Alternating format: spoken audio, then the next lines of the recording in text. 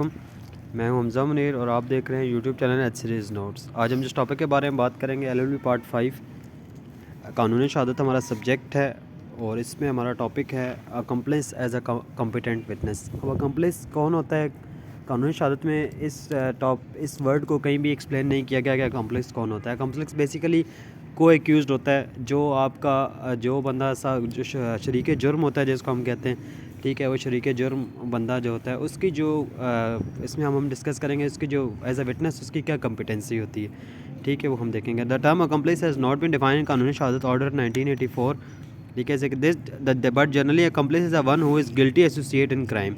ये बेसिकली वो बंदा होता है जो गिल्टी होता है, एसोसिएट आपके साथ जो आपका होता है वो होता है। ही मे बी अ पार्टनर, ये आपका पार्टनर हो सकता है, को एक्यूज हो सकता है, person who helps any other person in commission of a crime. ये ऐसा कोई बंदा होता है जिसने जिसने किसी बंदे को भी कोई भी हेल्प दी होती है ऑफेंस करने के लिए, ठीक है, तो वो उसका आपका अकम्प्लिस होता है। When any witness has any relation with the criminal act of any other person which indicate his role direct or indirect with the accused in the commission of any offence, he may be called as accomplice।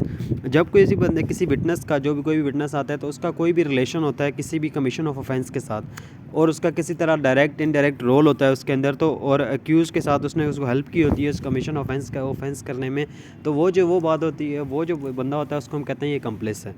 अब सबसे पहले अगर हम बात में relevant provision इसकी बात करें तो आर्टिकल 16 जो है कानूनी शहादत ऑर्डर का वो इससे डील करता है और साथ ही इसकी एक एक्सेप्शन है इसमें, तो वो है 129B ऑफ द। ये बेसिकली दोनों कंप्लेस से करते हैं, ठीक है। थोड़े से टेक्निकल हैं, ज़रा हम इसको देखेंगे क्या होता है। वो accomplice, who is a accomplice mean a guilty associate a partner in crime who is connected with the offence in a question, ठीक है। कंप्लेस वो बंदा होता है जो गिल्टी एसोसिएट होता है, पार्टनर होता है, जिसका कोई ना कोई कनेक्शन होता है ऑफेंस के साथ। काइंड ऑफ अ कंप्लेस है। कंप्लेस की 3 तरह की काइंड्स होती हैं, ठीक है। सबसे पहले आपके एसेसरी बिफोर क्राइम्स, वो आपके एसोसिएट्स, वो आपके पार्टनर्स जिसने आपकी हेल्प की होती है बिफोर क्राइम, मतलब उसने उसकी प्रिपरेशन में आपकी हेल्प की होती है, ठीक है। कोई वेपन वगैरह उसने आपको दिया होता है, ठीक है। जो facilitate offender accused before the crime से पहले उसने आपको गाड़ी कोई दी होती है, आपको वहाँ पहुँचाया होता है, ठीक है। जहाँ पे कोई डकैती हो रही है तो उस जगह तक जिस बंदे ने पहुँचाया होता है आपको और उसको पता होता है कि आप डकैती करने जा रहे हैं, तो वो आपका वहाँ पे कंप्लेस होगा, ठीक है। कोई कार वगैरह होता है। प्रिंसिपल ऑफेंडर, ठीक है। अब पर्सन हु एक्टिवली पार्टिसिपेट, अब कोई देखे डकैती हो रही थी, एक बंदा बंदे को लेके गया, उसने उस घर के बाहर छोड़ा वहाँ पे, वो बंदा उसका एसेसरी बिफोर क्राइम होगा, ठीक है। 2 बंदे निकले गाड़ी से और वो घर के अंदर चले गए, वो जो बंदे 2 घर के अंदर चले गए वो प्रिंसिपल ऑफेंडर्स थे दोनों, ठीक है। एसेसरी आफ्टर क्राइम, उसके बाद एक बंदा बाहर खड़ा था और एक जो लोग थे बाकी जो बंदे थे वो वहाँ पे बाहर पहरा दे रहे थे। जो बंदे पहरा दे रहे थे और जो बाहर खड़े थे गाड़ी लेके कि इसको यहाँ से जब क्राइम कर लेगा, यहाँ से डकैती कर लेगा तो इसको यहाँ से बाहर ले जाएंगे। तो person who facilitate offender accused after the commission of such as safe place to live and hide from police. अब उसके बाद वो जो लेके जाएगा वो बंदा भी और जाके उसको किसी सेफ़ जगह पे, या किसी ने पनाह, जिस बंदे ने उसको पनाह दी है, जिस बंदे ने उसको अपने पास सेफ़ रखा है पुलिस से, वो बंदा भी उसका एसेसरी आफ्टर क्राइम होगा उसका, ठीक है। तो ये तीनों लोग अकम्प्लेस की डेफिनेशन में फॉल करते हैं। Competency of accomplice as a witness, अब आर्टिकल 16 इसके बारे में क्या कहता है? Accomplice shall be a competent witness against an accused. वो कहते हैं कि अकम्प्लिस जो है वो एक कॉम्पिटेंट विटनेस है किसी भी एक्यूज के लिए। अगर कोई अकम्प्लिस आपके खिलाफ कोई विटनेस देता है, कोई आपकी गवाही देता है, तो उसकी गवाही मानी जाएगी, accept in the case of offence punishable with हद। इस पर जो हद का ऑफेंस होगा ना, उसके अंदर अकम्प्लिस की जो विटनेस की जो होगी ना वो मानी नहीं जाएगी, विटनेस उसको एज अ विटनेस नहीं clear. And a conviction is not illegal merely because it proceed upon uncooperative testimony of the accomplish. अब और वो कन्विक्शन जो होगी ना वो इलीगल नहीं होगी अगर उसके ऊपर सिर्फ अकम्प्लिस की जो गवाही है उसके ऊपर अगर सिर्फ कन्विक्शन दे दी जाती है, तो उसको सिर्फ इलीगल इस वजह से डिक्लेयर नहीं किया जाएगा कि उसका कोई अनकोऑपरेटिव टेस्टमनी, कोई अकम्प्लिस के साथ कोई चीज़ें, उसके अकम्प्लिस के विटनेस के जो उसने स्टेटमेंट दी है उसके साथ कोई कोऑपरेटिव एविडेंस नहीं है, इस चीज़ के ऊपर उसको इलीगल डिक्लेयर नहीं किया जाएगा, ठीक है। तो ये आर्टिकल 16 कहता है। अब आर्टिकल 16 हम इसकी देखते हैं कि अब एक्सप्लेनेशन हम चेक करते हैं। आर्टिकल 16 से the accomplice shall be a competent witness against an accused. Accomplice एक कॉम्पिटेंट विटनेस है किसी भी एक्यूज्ड के खिलाफ, ठीक है। Conviction will not be considered as illegal merely on the basis that testimony is accomplice of accomplice is not cooperative verify by other evidence. सिर्फ इस बेस के ऊपर आप किसी भी अकम्प्लिस की जो है ना उसके किसी भी कन्विक्शन को आप इलीगल डिक्लेयर नहीं कर सकते कि वो जो अकम्प्लिस ने जो स्टेटमेंट दी थी उसकी स्टेटमेंट के साथ कोई और एविडेंस नहीं मौजूद था, ठीक है। अब ये जो आर्टिकल 16 है ना, इसका एक एक्सेप्शन है जो कि हमें 129B में मिलती है, ठीक है। Accomplish is not a competent witness in case of any offence. अच्छा जी, सॉरी, एक्सेप्शन हम यहीं पे इसकी एक्सेप्शन एक मिलती है जो हद के ऑफेंसेस के अंदर में मिलती है कि accomplish is not competent witness. Accomplish जो है ना वो कॉम्पिटेंट विटनेस नहीं है किन किस केसेस में जिनमें हद के मामलात होते हैं, ठीक है। पनिशेबल बिकॉज हदूद केसेस में तज़किया शहूद की जो रिक्वायरमेंट है ना वही वो पूरी नहीं कर रहा होता।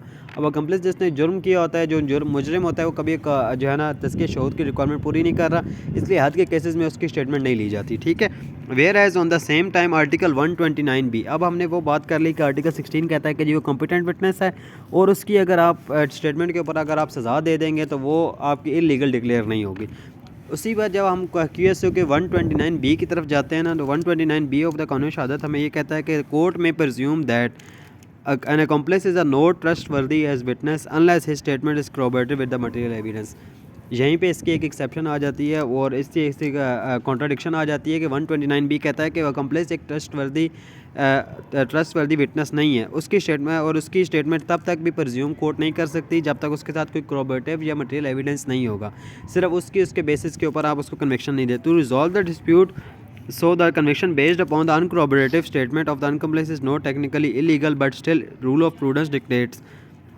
अच्छा, अब ये एक डिस्प्यूट आ गया दोनों चीज़ों में कि वो आर्टिकल 16 एक चीज़ कहता है, आर्टिकल जो 129B है वो एक चीज़ कहता है, ठीक है। तो इस डिस्प्यूट को रिजॉल्व करने के लिए क्या कहा गया है कि the conviction based upon the uncorroborative statement of the accomplice, वो कहता है कि ऐसी कन्विक्शन जो अनकॉरोबरेटिव स्टेटमेंट के ऊपर दी, अनकॉरोबरेटिव एविडेंस पे दी गई है, जिसमें सिर्फ अकम्प्लिस की स्टेटमेंट के ऊपर दी गई है, ठीक है, तो वो टेक्निकली इलीगल तो नहीं है, पर जो प्रूडेंस है, जो आपकी अक्ल है, वो इस चीज़ को नहीं मानती, रूल ऑफ प्रूडेंस के खिलाफ है, ठीक है। And it has been the uniform practice of the courts that conviction could not be given on the testimony on the accomplice unless it is corroborated with any material evidence.